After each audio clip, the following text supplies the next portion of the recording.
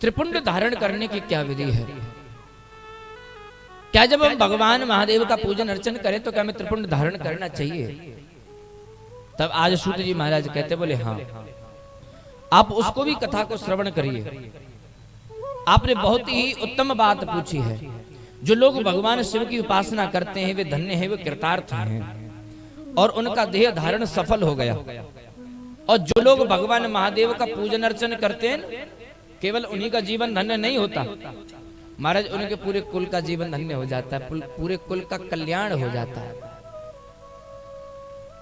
अपना ही कल्याण नहीं करते, अपने कुल का, अपने परिवार का, सबका कल्याण वो कर देते हैं। और जिनके मुख में भगवान शिव का नाम गूंजता रहता है, स्मरण चलता रहता है, पाप उनका उसी तरह स्पर्श नहीं करते जैसे कांटे के वृक्ष का स्पर्श हर कोई नहीं करना चाहता है। हे शिव आपको नमस्कार है, श्री शिवाय नमस्तु। आगे चल करके बताया, बोले जो भगवान की जब भक्ति करे तो 3 प्रकार के नियमों का पालन करे। और जो व्यक्ति इन 3 प्रकार के नियमों का भगवान का पूजन करते समय पालन करता है उसका देह धारण सफल हो जाता है। बोले महाराज वो क्या है? तब बताया कि पहला नियम तो है भगवान का नाम हमारी जिह्वा पर हो और हमारे मस्तक पर भभूति हो, भस्म हो और हमारे गले में रुद्राक्ष हो। अगर ये 3 नियम अगर हम पालन करते हैं तो समझ लीजिए आपको संगम का फल मिल गया। बोले महाराज संगम का फल कैसे मिलेगा? बोले हाँ, बोले महाराज जिह्वा पर तो भगवान शिव का नाम हो, मस्तक पर त्रिपुंड हो और गले में रुद्राक्ष धारण करें तो महाराज ये समझ लो आपका संगम हो गया।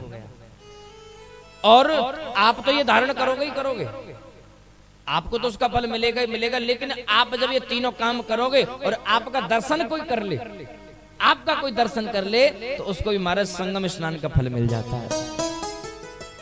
बोले महाराज ये तीनों संगम माने कैसे गए? बोले भगवान शिव का जो नाम है वो गंगा के समान है और जो हम लोग भभूति धारण करते हैं, भस्म धारण करते हैं वो यमुना के समान है और जो गले में हम रुद्राक्ष धारण करते हैं वो सरस्वती के समान है। तो इसलिए हमें ध्यान रखना चाहिए जब भी हम भगवान का पूजन अर्चन करने बैठे तो हमारे मुख में भगवान शिव का नाम हो। जब भी हम भगवान की कथा श्रवण करें तो मन ही मन कथा सुनते रहो, लेकिन मन ही मन भगवान के नाम का स्मरण करते रहो, स्मरण करते रहो। श्री शिवाय नमस्तुभ्यम, ओम नमः शिवाय, ओम नमः शिवाय मंत्र का जाप करते रहो। आगे चल करके बताया है भस्म जो हम धारण करते हैं तो महाराज भस्म धारण करने की भी बड़ी सुंदर विधि है। पूर्व काल में महापापी राजा इंद्रद्युम्न ने शिव के नाम के प्रभाव से उनकी सदगति प्राप्त कर ली थी। एक ब्राह्मणी युवती जो जीवन भर दुराचार करती रही, व्यभिचार करती रही, उसने भगवान शिव के नाम का स्मरण किया और अपने मस्तक पर भस्म धारण की, त्रिपुंड धारण किया तो महाराज उसका भी कल्याण हो गया। महर्षियों शुद्ध जी महाराज कहते हैं, सोनकादिक ऋषियों, भस्म संपूर्ण मंगलों को देने वाली उत्तम है, लेकिन भस्म को धारण करने की भी विधि है। उसके 2 भेद बताए गए हैं। भस्म को धारण करने के 2 भेद हैं। एक तो है महाराज महाभस्म और एक भस्म। महाभस्म के भी कुछ भेद बताए, उसके 3 भेद हैं, 3 प्रकार हैं, स्रोत, स्मार्त और लौकिक। स्रोत और स्मार्त तो केवल द्विजों के लिए बताया गया है, लेकिन लौकिक विधि से तो कोई भी भस्म धारण कर सकता है।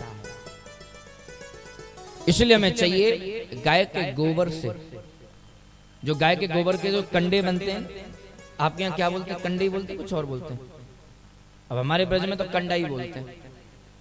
हाँ, तो महाराज उसके कंडे को जला करके जो राख होती है, जो भस्म होती है, वही शुद्ध भस्म है, उसको हमें धारण करना चाहिए। आगे चल करके बताया महाराज जो हम त्रिपुंड धारण करते हैं तो त्रिपुंड धारण में 3 रेखाएं बनाते हैं। मस्तक पर जो भौं के मध्य में जो चक्र होता है, तो इधर की भौं से लेकर के इधर की भौं तक 3 रेखाएं हम खींचते हैं। अपने हाथ की मध्य की 3 उंगलियों से ऐसे लगा करके खींच लेते हैं, उसे कहते हैं त्रिपुंड, जिसमें 3 रेखाएं होती हैं। महाराज त्रिपुंड में 3 रेखाएं क्यों होती हैं? 2 रेखाएं क्यों नहीं होती? त्रिपुंड में 3 रेखाएं क्यों हैं? और इन 3 रेखाओं का महत्व क्या है? तो शिव पुराण कहती है, जो लोग त्रिपुंड नहीं जानते हैं, उनका परिचय नहीं जानते, तो सुनिए, त्रिपुंड में 3 रेखाएं होती हैं। त्रिपुंड की महिमा क्या है? त्रिपुंड में 3 रेखाएं होती हैं और एक रेखा में 9 देवताओं का वास होता है। इन 3 रेखाओं में मुख्य रूप से 27 देवताओं का वास होता है। आज शुद्ध जी महाराज कहते हैं, मैं उनका परिचय देता हूं। शिव पुराण कहती है, सावधान होकर के सुनो। पहली जो रेखा होती है त्रिपुंड की, उसमें 9 देवता कौन कौन से होते हैं? प्रणव अक्षर, प्रणव का प्रथम अक्षर अकार और गार्हपत्य, अग्नि, पृथ्वी, धर्म, रजोगुण, ऋग्वेद, क्रियाशक्ति, प्रताश्रवण तथा महादेव, ये 9 देवा प्रथम रेखा।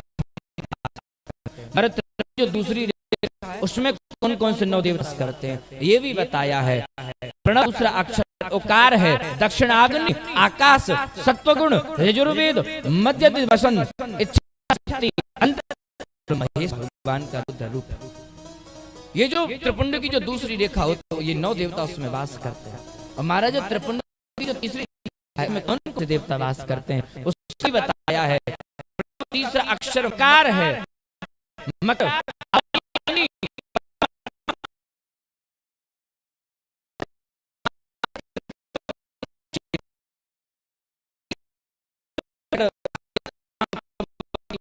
नित्य आदि से शुद्ध होकर पुरुष यत्न करे भोग और मोक्ष की प्राप्ति। बोले शंकर भगवान।